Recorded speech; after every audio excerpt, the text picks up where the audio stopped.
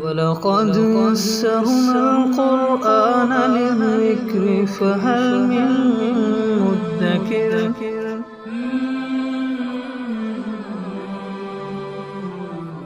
سورۃ الغاشیہ۔ اعوذ باللہ من الشیطان الرجیم، بسم اللہ الرحمن الرحیم۔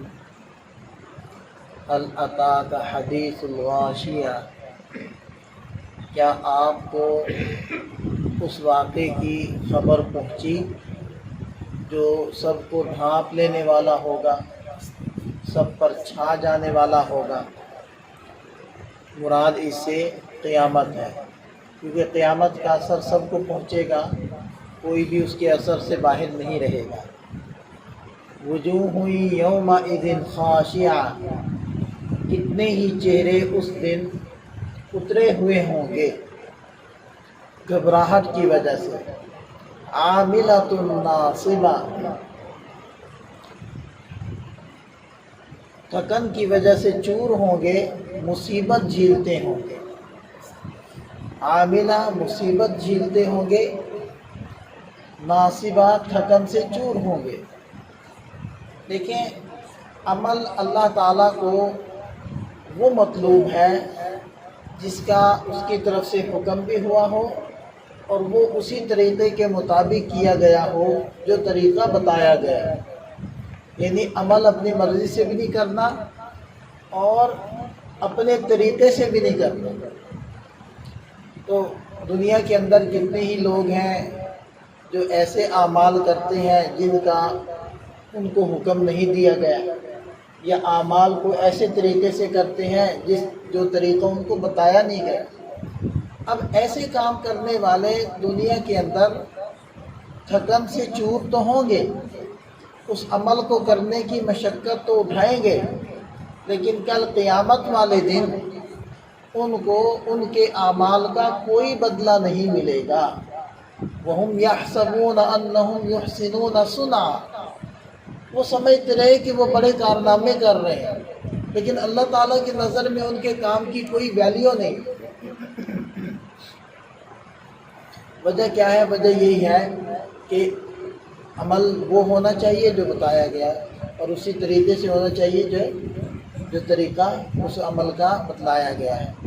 حضرت عمر فاروق رضی اللہ عنہ جب شام تشریف لے گئے تو وہاں ایک راہب کو دیکھا، بہت زیادہ ضعیف اور کمزور، اور فاقہ کشی کی وجہ سے اس کے چہرے کی حالت بگڑ چکی تھی۔ حضرت عمر رضی اللہ عنہ اس کی یہ حالت دیکھ کر رونے لگے۔ جب سبب پوچھا گیا تو فرمایا کہ اس صاحب نے اللہ تعالیٰ کی عبادت کے لیے اور اللہ کی رضا جوئی کے لیے اپنے آپ کو ہلاکت میں ڈال دیا، لیکن بیچارے کو آخرت میں اس کا کوئی بدلہ نہیں ملنے والا۔ دنیا بھی گئی، دنیا میں بھی راحت اور چین نہیں لیا، اور آخرت بھی۔ تو بس یہ ایک ضابطہ اپنے ذہن میں بٹھا لینا چاہیے، اگر ہم کوئی بھی عمل کر رہے ہیں آخرت کے لیے تو اس عمل کے آخرت کا عمل بننے کے لیے بھی کچھ شرائط ہیں۔ بس میرے من میں جو آ رہا ہے، میری جو چاہت ہے، یہ میں نے لوگوں کو کرتے ہوئے دیکھا، سب کر رہے ہیں تو میں نے بھی کرنا شروع کر دیا، تو وہ عمل آخرت والا عمل نہیں بنے گا۔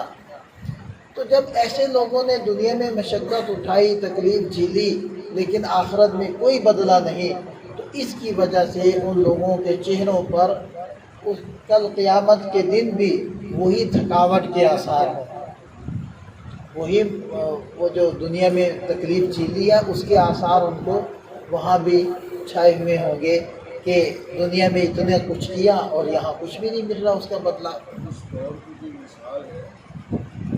اس دور میں صرف ایک مثال نہیں ہے، سینکڑوں مثال ہیں۔ ابھی قریب میں جو گزرا ہے 10 محرم الحرام، اور لوگ سبیلیں لگا رہے ہیں گھروں کے باہر، سڑکوں کے کنارے، اب پیسہ بھی خرچ کر رہے ہیں، وقت بھی اس میں لگا رہے ہیں، اور گرمی کی مشقت بھی جھیل رہے ہیں، لوگوں کو پانی پلا رہے ہیں، تو اس عمل کا کوئی ان کو اجر و ثواب نہیں، کوئی اجر و ثواب نہیں، کنفرم ہے کہ کوئی اجر و ثواب نہیں، کیونکہ بدعت ہے۔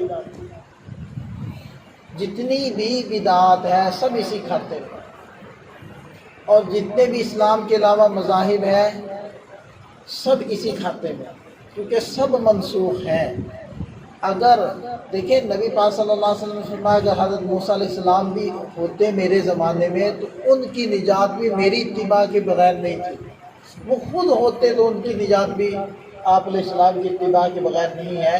تو ان کا منسوخ شدہ دین بلکہ تحریف شدہ تعلیمات اگر کسی کے پاس ہوں تو وہ کیسے نجات کے لیے کافی ہو جائیں گے۔ تسلا نارا حامیہ، اور وہ دہکتی آگ کے اندر داخل ہوں گے۔ تسقا من عین آنیہ، ابلتے چشموں سے ان کو پلایا جائے گا۔ لیس لہم طعام الا من ضریع، اور ان لوگوں کا کھانا سوائے خاردار جھاڑیوں کے اور کچھ نہیں ہوگا۔ لا یسمن ولا یغنی من جوع، اور وہ کھانا نہ تو موٹا کرے گا نہ ہی بھوک مٹائے گا، کہ اس کھانے کے اندر چونکہ وہ کھانا حقیقت میں کھانا ہی نہیں، وہ تو اور زیادہ تکلیف کا باعث ہوگا، تو اس میں کوئی غذائیت نہیں ہوگی، اس میں پیٹ بھرنے کی کوئی صلاحیت نہیں ہوگی۔ وجوہ یومئذ ناعمہ، اور کتنے ہی چہرے اس دن تر و تازہ ہوں گے۔ لسعیہا راضیہ، دنیا میں اپنی کی جانے والی مشقت اور کوشش سے مطمئن ہوں گے۔ بس یہ وہ لوگ آگے جو سنت کے مطابق چل رہے ہیں، بتائے ہوئے طریقوں کے مطابق چل رہے ہیں، اتنا ہی کرتے ہیں جتنا بتایا گیا، ویسے ہی کرتے ہیں جیسے سکھایا گیا، بس۔ فی جنت عالیہ، عالی شان جنتوں میں ہوں گے۔ لا تسمع فیہا لاغیہ، جن کے اندر وہ کوئی لغو بات نہیں سنیں گے، کوئی بیکار بات، کوئی گالی گلوچ، کوئی ایسی بات جو آدمی کو پریشان کر دے، غمگین کر دے، ایسا کوئی کلمہ جنت میں نہیں سنا جائے گا۔ فیہا عین جاریہ، اور ان باغات میں بہتا ہوا چشمہ ہوگا۔ فیہا سرر مرفوعہ، اونچی اونچی نشستیں ہوں گی۔ واکواب موضوعہ، اور سامنے برتن رکھے ہوئے ہوں گے۔ ونمارق مصفوفہ، اور قطار میں گداز تکیے لگائے ہوئے ہوں گے، نرم گدے، نرم تکیے وہ قطار در قطار لگائے ہوئے ہوں گے۔ وزرابی مبثوثہ، اور قالین بچھائے ہوئے ہوں گے۔ افلا ينظرون الى الابل كيف خلقت، یہاں سے اللہ تعالیٰ نے عربوں کو متوجہ کیا۔ عربوں کو جن چیزوں سے واسطہ پڑتا تھا، اونٹوں سے، پھر سفر کرتے تھے تو پہاڑ انہیں دکھائی دیتے تھے، وسیع میدان نظر آتے تھے، تو اللہ تعالیٰ نے انہی چیزوں کو دکھا کر فرمایا کہ ان کو دیکھ کر میری قدرت کو پہچانو، میری ذات کو پہچانو، مجھ تک پہنچنا کون سا مشکل ہے۔ افلا ينظرون الى الابل، اونٹ کی طرف نہیں دیکھتے، کیف خلقت، کیسے اس کو پیدا کیا گیا، کیسا اونچا لمبا چوڑا وہ حیوان ہے، اور کتنا بوجھ اٹھاتا ہے، کتنا زیادہ فاصلہ طے کرتا ہے، کتنے دن بھوکا پیاسا رہتا ہے۔ یہ ساری چیزیں دیکھ کر تم نہیں سمجھ رہے کہ اس کا کوئی خالق ہے، اس کو کسی نے بنایا ہے۔ وَإِلَى السَّمَاءِ كَيْفَ رُفِعَتْ، نہیں دیکھتے آسمان کی طرف کیسے بلند کیا گیا۔ وَإِلَى الْجِبَالِ كَيْفَ نُصِبَتْ، اور پہاڑوں کی طرف نہیں دیکھتے کیسے گاڑے گئے۔ وَإِلَى الْأَرْضِ كَيْفَ سُطِحَتْ، اور زمین کی طرف نہیں دیکھتے کیسے بچھائی گئی۔ فذکر، آپ نصیحت کرتے رہیے، انما انت مذکر، آپ تو بس نصیحت کرنے والے ہی ہیں۔ لست علیہم بمسیطر، آپ کو ان کے اوپر زبردستی کرنے والا بنا کر مسلط نہیں کیا گیا۔ آپ نتائج کو چھوڑ دیں اللہ پر، بس آپ کے ذمہ تھا کہ ان لوگوں کو اچھے طریقے سے دعوت حق دینا، وہ آپ نے دے دی۔ اب اگر کوئی نہیں مانتا تو آپ کے اوپر سے ذمہ داری ختم ہو جاتی۔